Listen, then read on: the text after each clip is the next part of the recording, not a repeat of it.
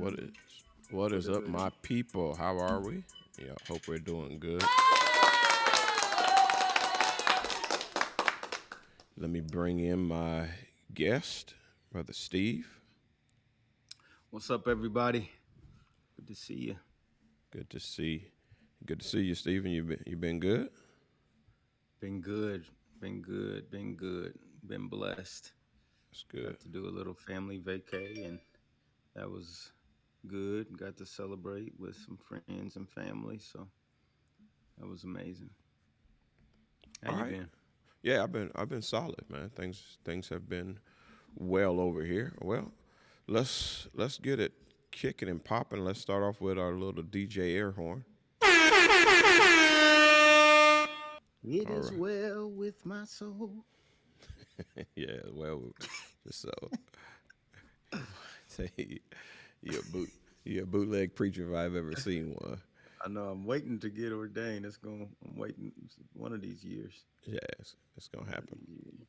Well, last week, the last time we were on, we were continuing with that idea of goal setting, and uh, we moved into an understanding and some conversation that I thought it was good to double back on. And we were talking about the things that you set before you, you end up gravitating to, like defining what you put in front of you to help you to be driven toward those goals. And so, if you want positivity in your life, and we've been looking at the idea of aspiration and success. So, this pop up podcast is kind of focusing on success.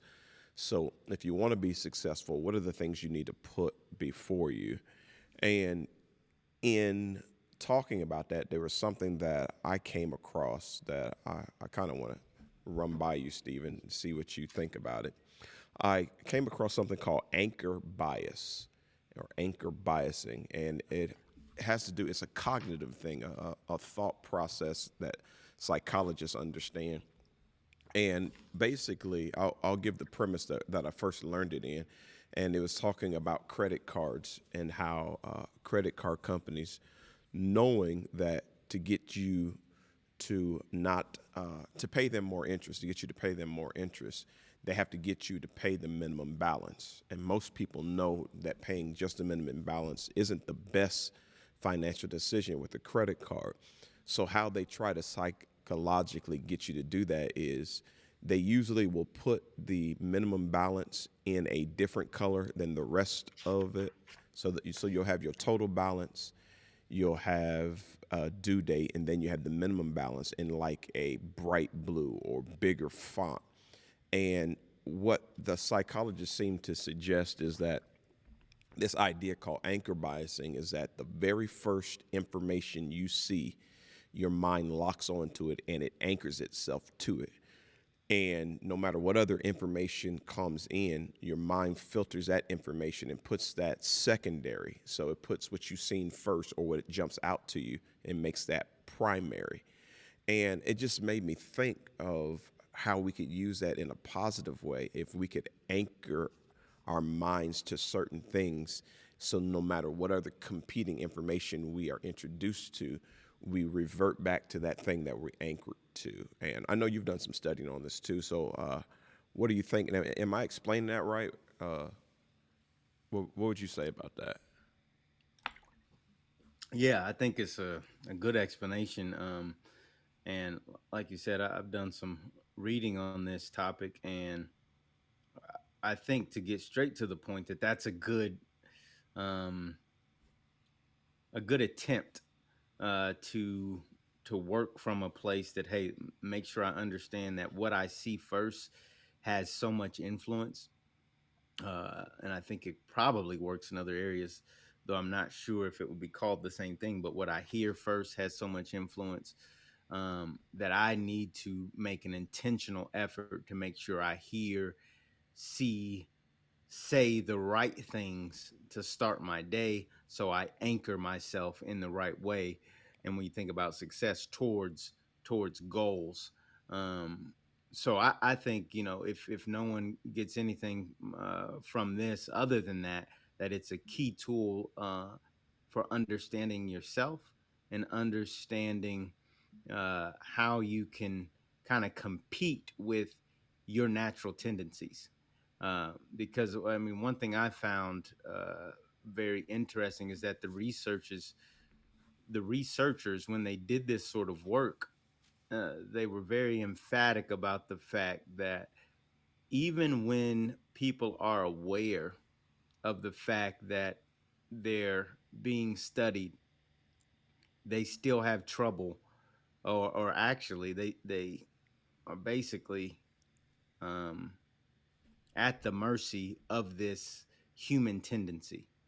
Uh, and I thought that was fascinating. So, for instance, even if going back to the credit card example, even if we do a study and you put down the credit card, payments, and you put the minimum payment in front of two people that understand what we're talking about here, uh, there's still a tendency to focus on that anchor, to focus on that minimum payment, uh, and then uh, basically anything other than that minimum seems high. And even if you don't pay the minimum, I think you'll tend to pay, based on some of the research I did, you won't pay as much as would probably be beneficial to get you out of debt, because you're anchoring everything on that minimum amount.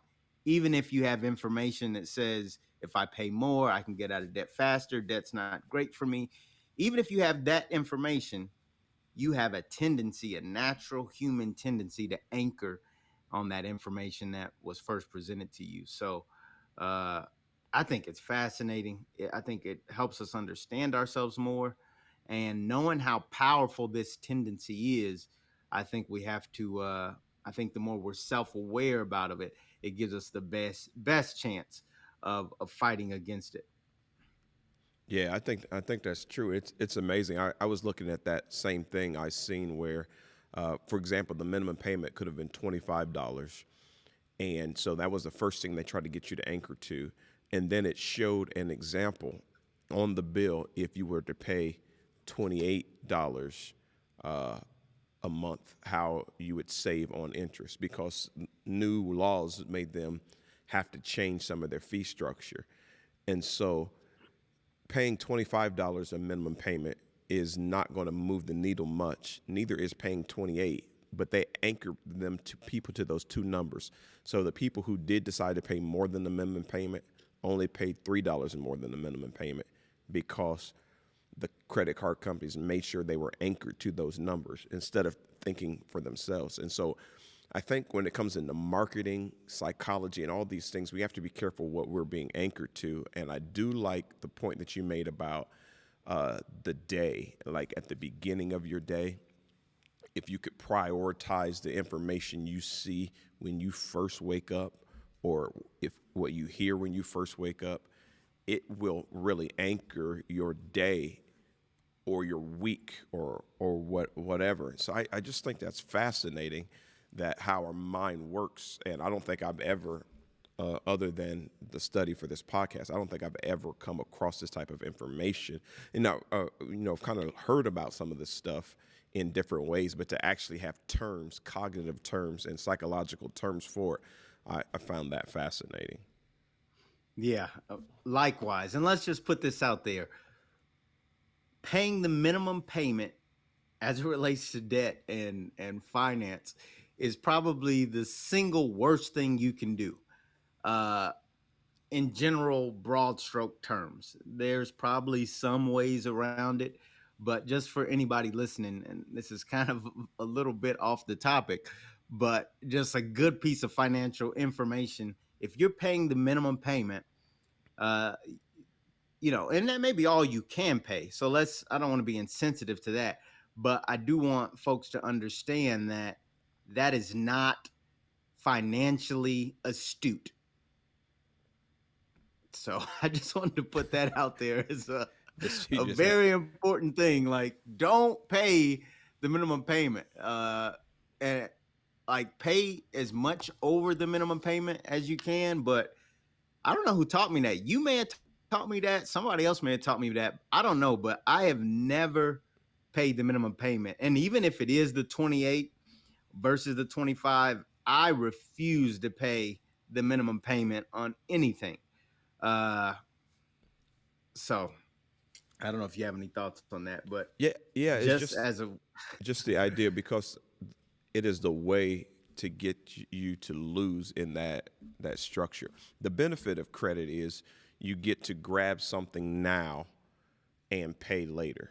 And so there's nothing necessarily wrong with that, except for if you pay more for it than what you would have paid for it. You pay more for it in the long run than what it was actually worth to begin with. That's when the interest situation hurts you. So the crazy thing is that knowing people who know that, they understand that. Now there are some people who don't know that, and some people who can't pay more than the minimum payment for whatever reason. But then there's other people who know that, they know better, but their mind is anchored to do Mhm. the Yep. minimum. And what if it, since we're talking about success, what if we look at it outside of just that credit card idea, but in life in general, how sometimes we are anchored to do just the minimum when doing a little bit more could skyrocket you or fast forward you into success, but you're tricked or psyched out. That's a good word since we're talking about psychology. That's a good word. You're psyched out to do the minimum when you could do just a little bit more and achieve greater results at a faster pace. You know the old saying about going faster, going further faster. So getting to that destination faster. So, do you have any other examples of maybe your mind reverting back to the minimum when it really was not that hard to go for more than? um, that I probably do, but what comes to me when you talk about that and the anchoring concept is not just this idea of like anchoring myself to minimal effort or minimal things when I could be pushing myself more. What for me personally, what really comes to my mind is this idea of anchoring myself to the way it has to be. And I really, really struggle with this. If you have plans for the day, um, I'm anchored in my plans. And if things don't go the way I'm planning for them to go, then I have a tendency to have to deal with frustration, to be angry, to not understand why it's not going this way. When really, there's a what I think is fascinating is there's this idea basically with anchoring to say whatever I had planned uh, emotionally doesn't necessarily have to go that way for me to still have a successful day. And you think about this in terms of let's say you go on a vacation to Kings Island, and or think about a parent or a mom. You want things to happen a certain way, but it's okay sometimes if it happens another way. But because we have this tendency to be so anchored in the way we've got it set up in our own minds, now we're dealing with emotional distress. We're angry. We're not fun to be around. And so I thought that was eye opening. It's like, how do we how do we take this information and say, man, I can, for somebody that is a planner and wants to achieve and wants to maximize my day and get the most out of it, how do I say, well, if I do it this way, it's still okay. I don't have to be anchored in this, in my way of doing things. Yeah, and I think what was interesting about the study is the fact that new information seemed to be dismissed because you were anchored to the previous information. And what you're saying reminds me of the fact that life often shifts and changes. And if you get anchored only to specific information, then you don't process new information well because you're anchored to that. And it reminds me of something that happened to me this year on family vacation.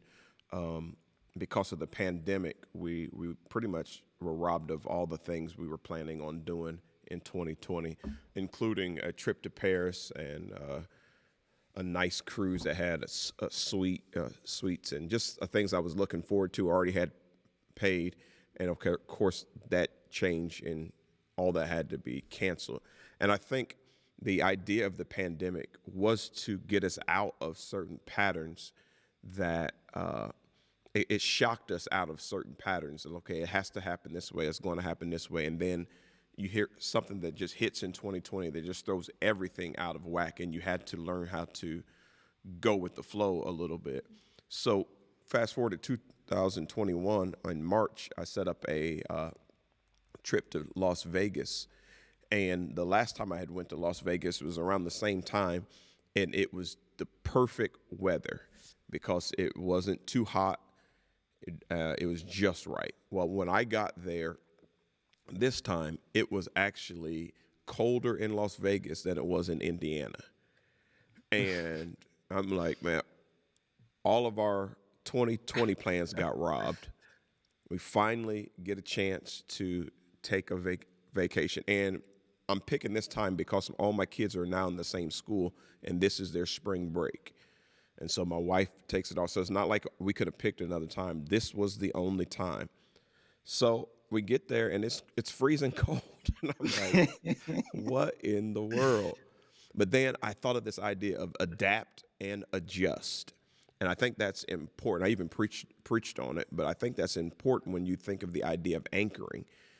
Don't be so anchored to something that you can't adapt and adjust, that you can't go with the flow because you do yourself a disservice. And one of the things is we really still enjoyed ourselves, even though we weren't doing some of the things that we thought we were going to do. Now, my kids, they really love to be in the pool, and the pool was way too cold.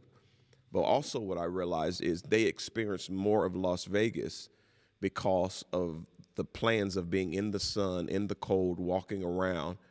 All that got axed. So we had to do something different, but they had a different experience. They seen things that I wouldn't plan on taking them to because we had to adapt and adjust. And if you can learn that tool, then number one, anchor yourself to the best things.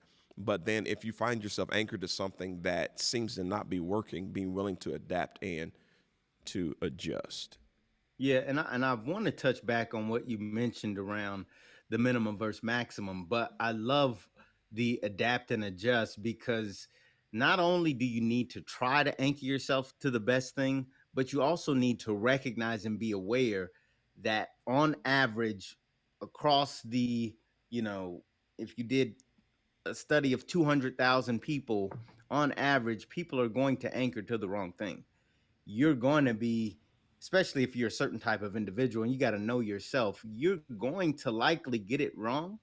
But I like the response to getting it wrong because one thing the study talks about that I was reading on this topic is that it's happening so subconsciously and you're fighting this so subconsciously that you tend to not have even the prowess to interrupt it consciously or intentionally. You don't realize that, wow, I am, you think you're just explaining your point, or you think you're just, calling it a spade, so to speak, or you think you have a justifiable reason. To your point, you couldn't do it any other time. This was when Vegas, the trip was planned. And so it seems justifiable. But in actuality, to your point, if you adapt and adjust, you actually can have a good time still. But you've got to be willing to know how to respond to what's anchoring you because I think you will get anchored to the wrong thing. It's you don't have to, but it's very close to inevitable that you're going to find yourself anchoring to the wrong thing. So how do you quickly say, you know what, I'm wrong, and adapt and adjust and say, wait, we can still have a good time even though it's freezing cold. And that desert cold, I've been in Vegas one time where it actually snowed, and I was like, "What in the world is going on?" So, Yeah, speaking of that, I like what Ted Poole said. I'm gonna pull that up. So I think when we were talking about anchoring, sometimes we have to anchor in shallow waters to reach the first goal. Then once we complete the first goal, then we can go deeper. But I think people Mm. these days throw their anchor in deeper water than they should, and then they drown themselves in debt or or whatever. But I think we need to start shallow, and I like the idea where you're saying that 9 times out of 10 we'll anchor ourselves to the wrong thing. But if you learn how to start small, then you can learn lessons instead of always trying to jump out there real deep. A lot of people talk about entrepreneurship, and we're in the age of being an entrepreneur, and that's great. But it's cool to anchor yourself to that while you still have a 9 to 5 and you have money coming in.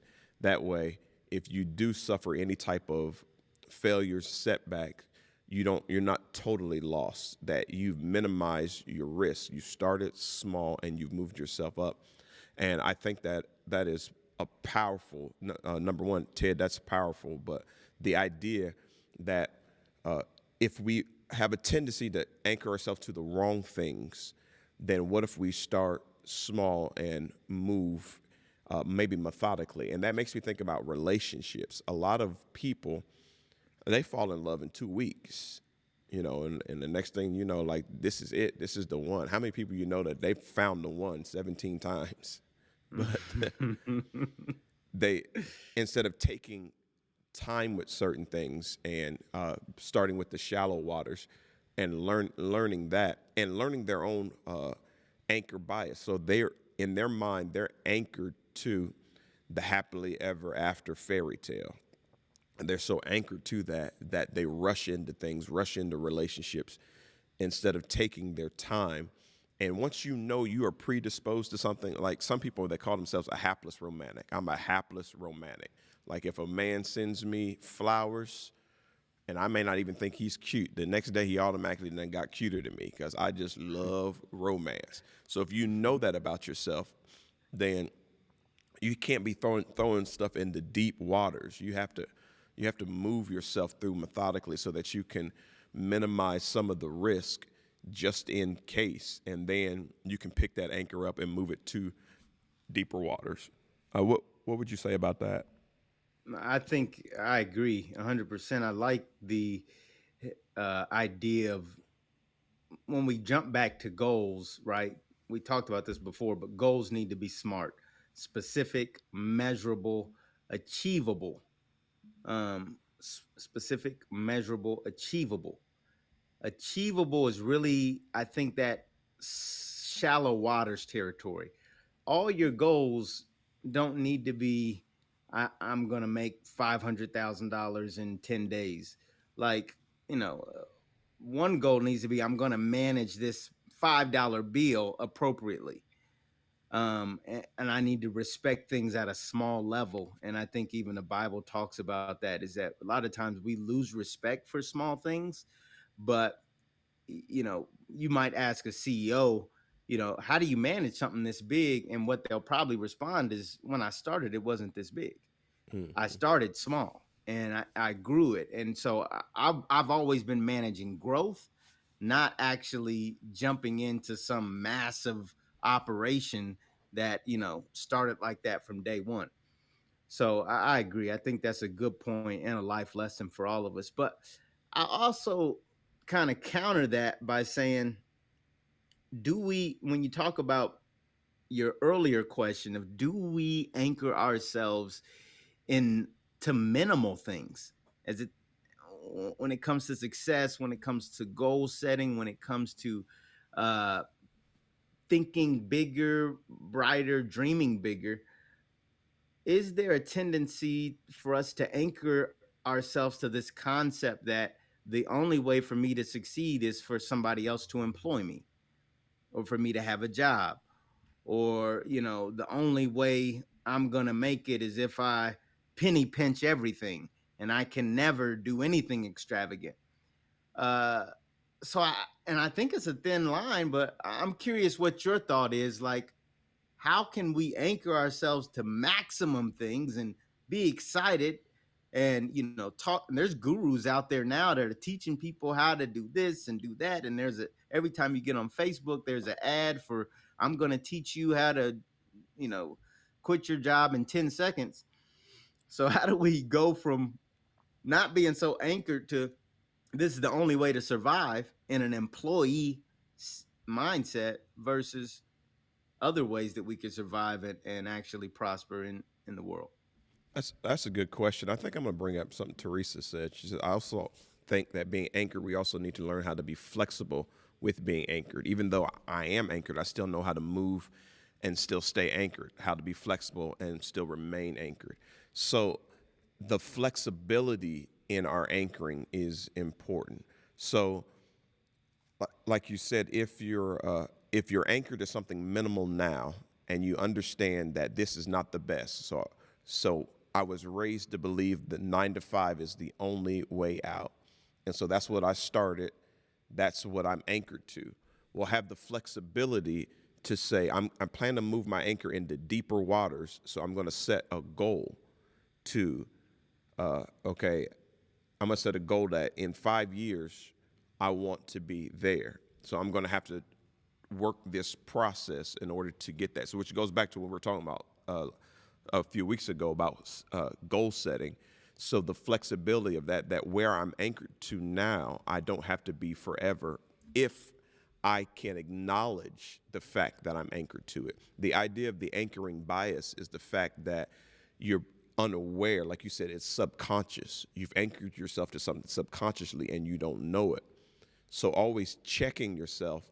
And I like what you talk about. You talk about goals that are measurable, which means you have to measure yourself. You have to see where am I at and where do I want to be, and then I'll know. Oh, one of the reasons why I can't get to where I want to be is because of how deeply I'm anchored where I am. It's actually anchor brings stability, but this stability has become a crutch.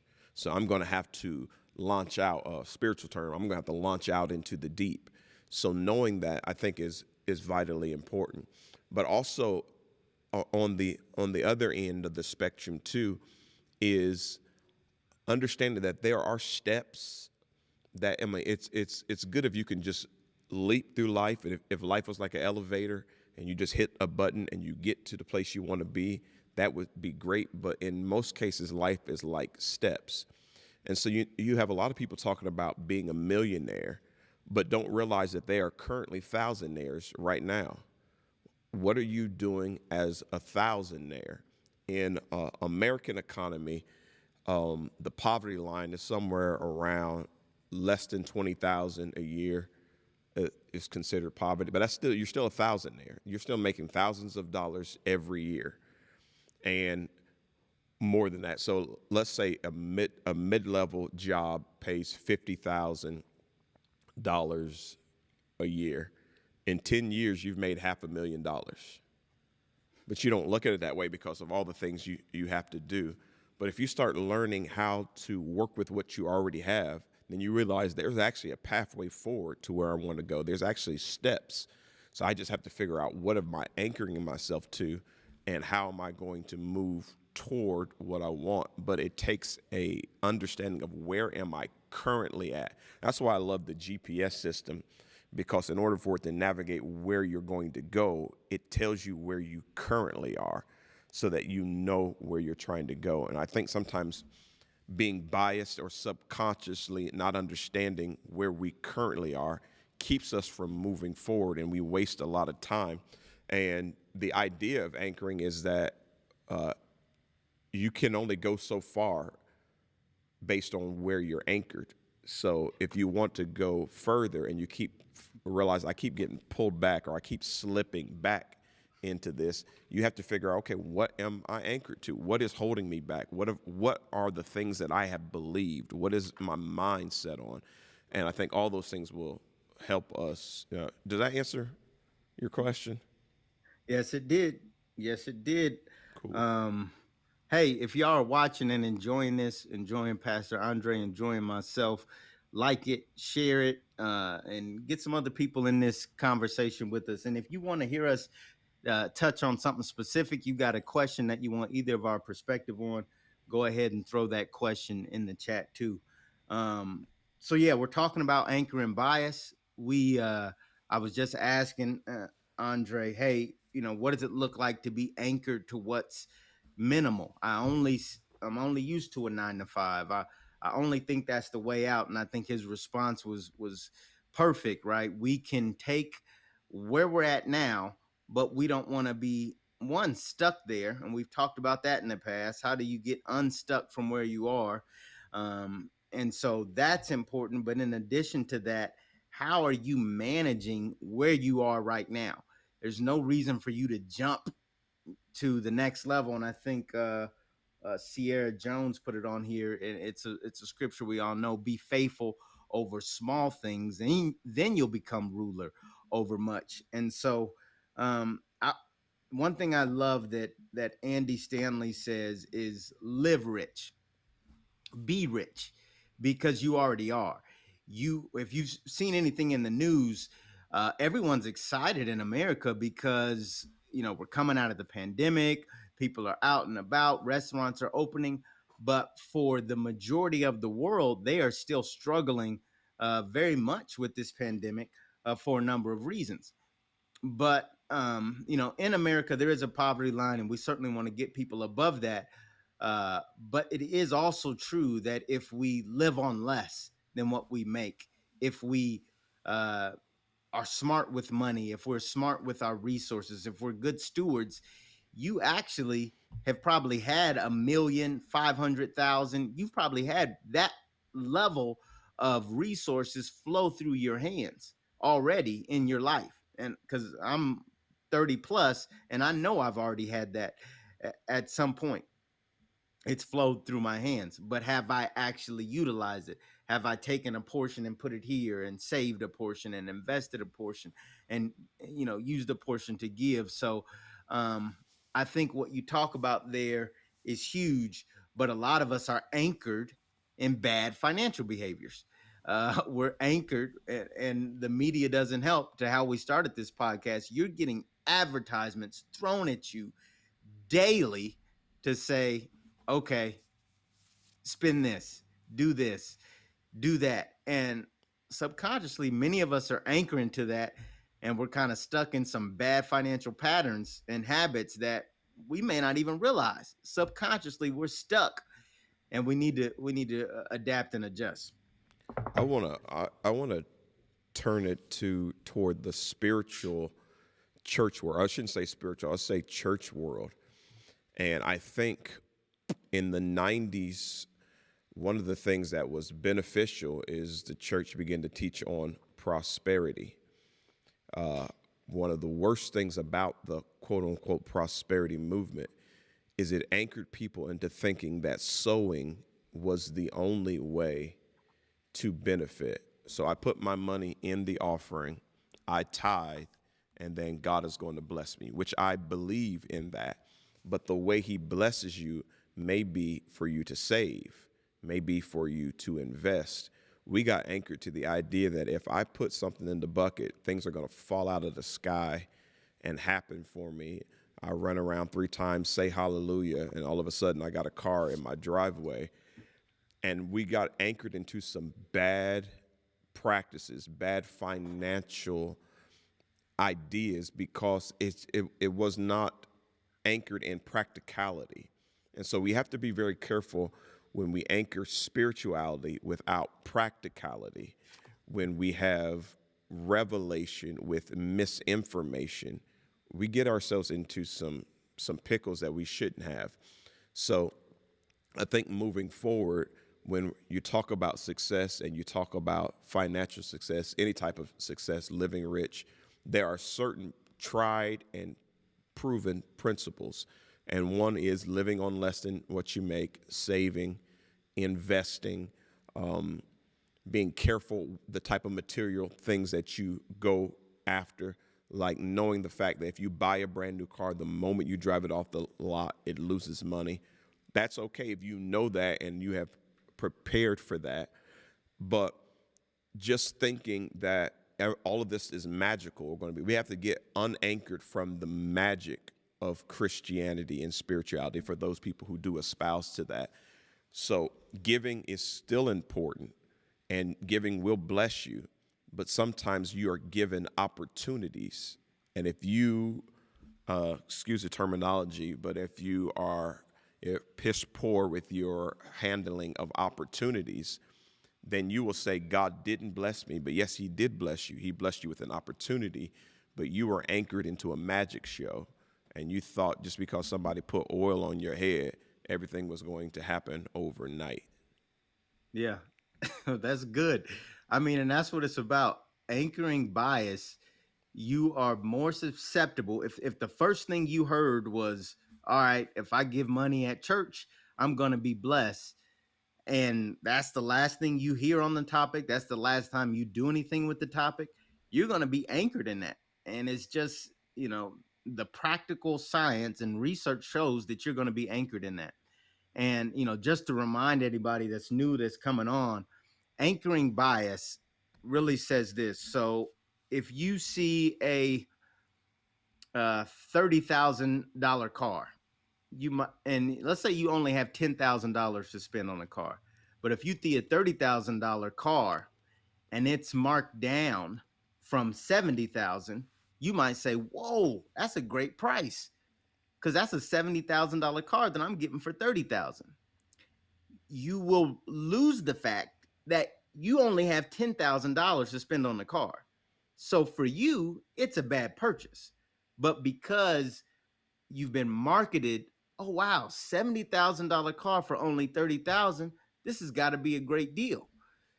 You get anchored in the idea that, well, I can spend 30,000 on a car even though it's way above what you actually can spend.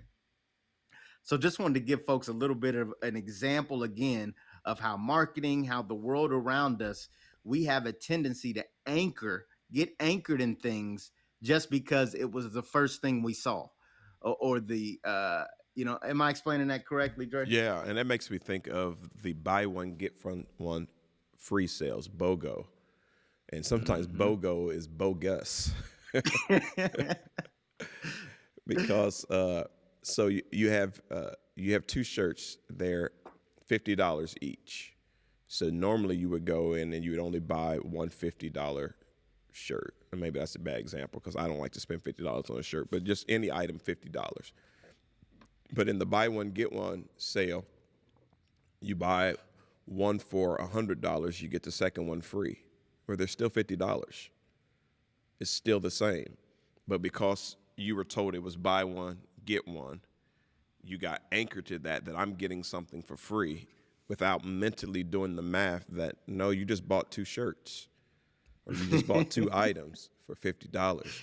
And so learning how the game is played, there's nothing wrong for them doing that. That's how the game is played, but learning the game and going shopping without the intention of spending to find out what is stuff really priced and what are they willing to get rid of.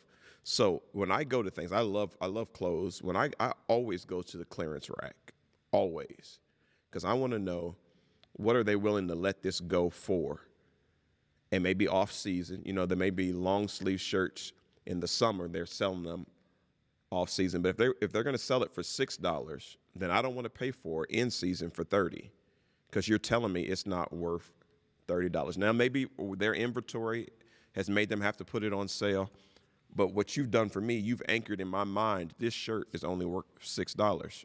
So I won't buy it until it falls because I'm like, it's going to fall. I don't know when. I don't need it right now. So I'm going to wait till it falls. And a lot of the suits that I wear, I bought them on clearance, high price suits, but I'm like, they're going to come down because I anchored myself into that. Versus before, I was like, I've anchored myself to it's $1,000 suit. I got to get me $1,000 suit. But if they're going to let the $1,000 suit go for 600, I want it for 600. I don't want it for 1,000. So Yeah. so learning how that game is played is very beneficial, and sometimes it just takes research. And I'm actually the opposite. I do a poor job of shopping well. And I've learned that about myself. And, there are times where I will shop well and do a good job. And I think everything that you said is super correct. But one thing I've become anchored in, because I know that I don't shop well and get the right deals, I've become anchored in saving, and not just saving, but investing. And so what that allows me to do is, because I know, one book calls it paying yourself. You pay everybody else, you pay your bills, but you need to, I think it's the, uh, Andre, I think you read this book too, The Wealthiest Man in Babylon, I think, Mm-hmm. or The Greatest Man in Babylon. But there's a concept in there about paying yourself. And so if I'm paying my bills, if I'm saving and I'm paying myself, there there is a level of disposable income that I can dispose of, but I have to know that that's what I'm doing. I think where it's really problematic, and it's still, I mean, a $5 shirt is worth $5. Let's be real. But I think it's also true that if you know that and you choose to spend more than what it's worth, all right, kudos to you. You know, you can go get $1 cup of coffee at McDonald's, but some people still go to Starbucks and pay five. You know, kudos to Starbucks and the game for doing that. So you have to know what you're doing. But if you're not going to shop well, you certainly need to invest well. And really, financially, again, we've seen patterns, we've got anchored in the wrong things. You know, what I will tell you is that, don't tell me how great you shop, but then when it comes to investing or paying your bills, you don't do that well. So that's backwards. So you really need to think about what you're anchored in, not just financially, but like we talked about earlier, even emotionally. You're all upset because things didn't go your way because you were anchored in a certain way this should go. Oh, I wanted my brother to call me on my birthday and he didn't. And so now I'm upset with my brother, versus thinking, look, I can talk to my brother and have a relationship with him the day after my birthday. And if I just open myself up to talking with him, I'll probably be have a great time and enjoy that relationship. But because I'm anchored in the fact that brothers have to call brothers on birthdays, and maybe that's a good idea, but I can't become so anchored in the way it should have went for me emotionally that I'm unwilling to get the result that I think I wanted by doing it another way, if that makes sense. Yeah, it does make sense. And it brings me up. It just brings a lot of things to my mind. First, when you were talking about shopping and not necessarily shopping well, it's something that you said that I think is powerful. Certain people value certain things. So if you do value spending on things, it's okay if you figure out, I realize, okay, I'm anchored to this, but there's a way that I can mitigate that by what I do. I save up, I invest, or I do whatever. I get real estate. I figure out a way to fund what I value because people value different things. So not too long ago, I was talking to a person who values labels. So they want a Fendi bag, they want a Louis bag, they want Gucci on their belt, on their shoes. They're going to have to spend more, but they said they don't value other things. So they'll spend less on other things that other people value because they realize what they value. So you might be anchored into something that works for you. For me, I value memories. So spending a lot on vacations that could have been invested, but I feel like I'm investing into my family. So it's what I value. So knowing what I value helps me adjust to certain things, and because I know. So that means I have to make it up in other areas, which is I like what you're saying. But also when it comes to the idea of when you're talking about like the brothers calling each other. So one person values that the other person doesn't value. So if you can't control what someone else is anchored in, you have to be willing to adjust yourself because you understand that I can't control other people, and I don't want other people's actions to make me so frustrated that I'm not enjoying myself. So I learned to adapt and adjust. And then if you value something so much that other people don't value, it helps you to navigate the type of relationships you want in your life. Like this person does not value what I value. They're not anchored to the things that I'm anchored to, or the anchor that they're anchored to is actually would pull me down and away from where I'm trying to go. So we're going to have a more distant relationship than what I desired. All these things help us move ourselves in the direction we want to go. Once we start paying attention to how our mind thinks, what we are anchored to, what are our values, what are our goals, what where are we trying to go, where are we trying to head it, what does our vision look like, all those things help us to move the needle forward and stop moving the needle backwards or being stuck, which I think this pop-up podcast is trying to help us do. Absolutely, because is completely fascinating to me how you can be so stuck in the way you want it to be that you are willing to give up the bigger goal. Uh, so I love your point about you can't control other people. So you have to decide at some point, do you want the relationship? It was funny. We were on a plane coming back home the other day, and there was this older gentleman who he was uh, seemed to be a little handicapped. He had trouble walking. He was talking to his daughter on speakerphone. And so we're on the plane. He's telling his daughter that he's on the way to her city. And she's like, right now? Is like, you weren't going to tell me? Uh, but it was funny because she, you know, decided to adjust and adapt instead of her being upset about something that's uh qualifies as something upset worthy. Like if you show up in somebody else's city and you you've just telling them a couple hours before that you're coming, that's ridiculous. And that's something somebody should get upset about.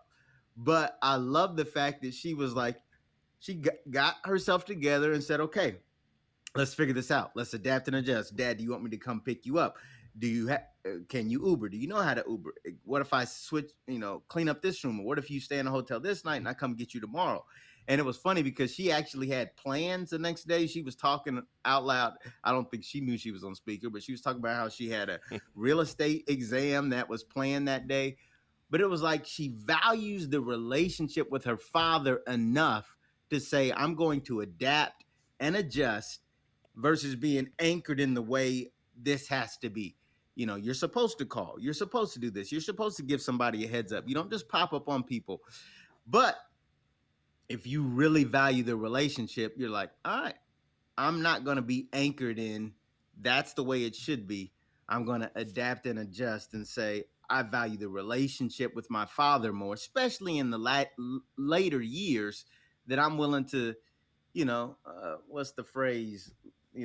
Just let things be, just take it easier, Inconvenience myself for the other inconvenience person. myself But for what I really value.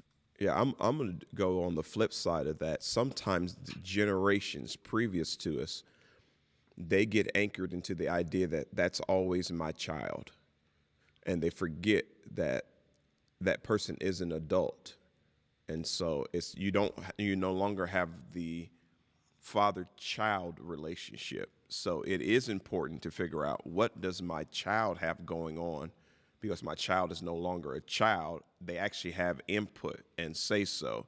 And so sometimes parents, they get anchored into the idea that this relationship is always one way. When Mm-hmm. vice versa, there are sometimes kids who get in that mindset that the relationship is always one way. They're always asking mom for money, asking dad for money. But you're 45.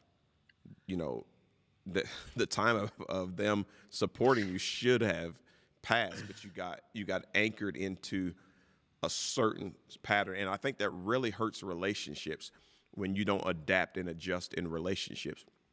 And when someone has adapted and adjusted for you and inconvenienced themselves for you, you should take that into consideration. It's like, oh man, maybe next time because in order for him to have purchased the plane ticket and get to the airport and get on the plane, there's a lot of time he could have actually called, but for whatever reason, it's just for whatever reason it happened the way it happened, and she was able to adjust.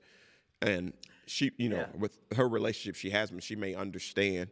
So it's just interesting. And That I think that's pretty cool. she didn't sound happy either, but it sounded like she was just willing, to be like, okay, I'm going to deal with this. But I like your point.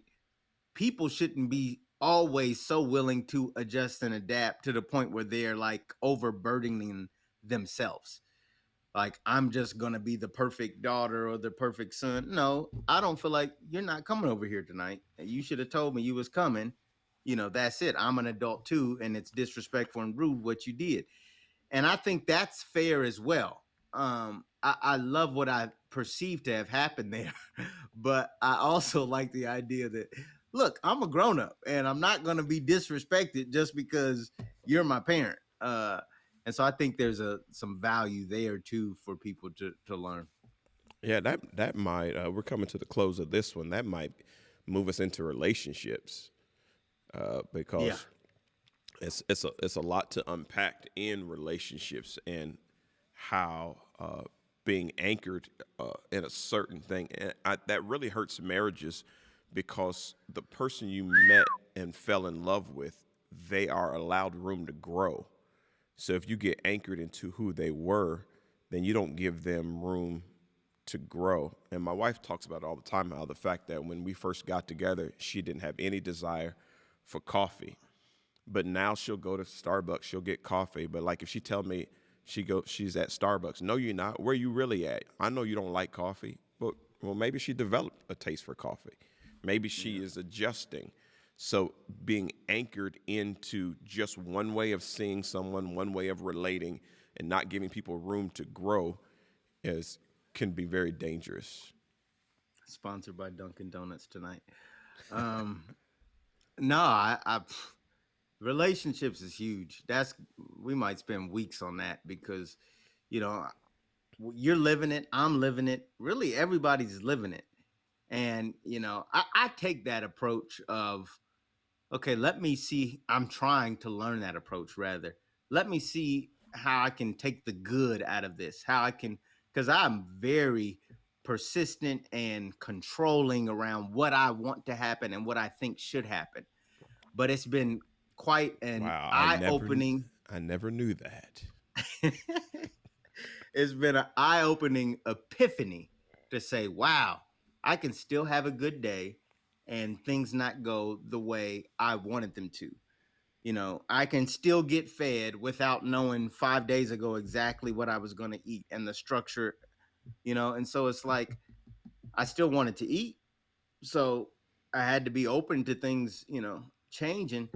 And I think as it relates to relationships, I still want the benefits of a relationship, but how do I give myself, the people I'm in relationship with, whether it be a spouse, a friend, a father, a cousin, whomever, enough room to grow where I still get what I truly want, the value of that relationship, or I say, you know what, I'm not going to invest that time. So I'm very anxious to hear your thoughts on how to be successful and take some of these learnings we got from, uh, you know, how to deal with grief, to how to set goals, and how to understand and be self-aware about anchor bias to move us into how do we succeed as it relates to our relationships.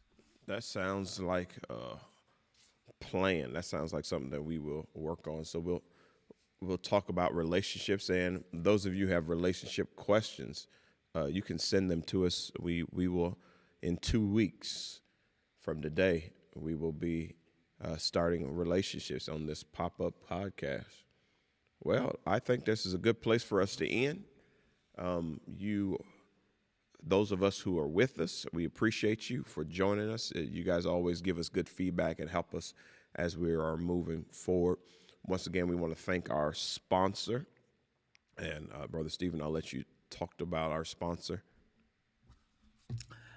Diamond Shine Cleaner, clean with the power of diamonds.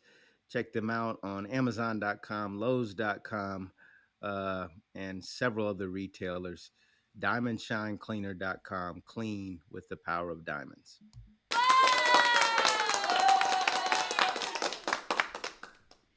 diamondshinecleaner.com. I just That's what I should always have got to said. do that at least once. All right, come on, let's hit us with the DJ. All right, Anchor and bias, y'all. Look it up. logging off. Anchoring bias. What are you anchored to? Is it positive or is it negative? And is it moving you closer to your goal or away from your goal? Or do you have a goal? Or have you allowed grief to rob you of your goal? That tackles Mm. everything we've talked about it thus far. So, see you in 2 weeks. Bless you. Much love. Appreciate you.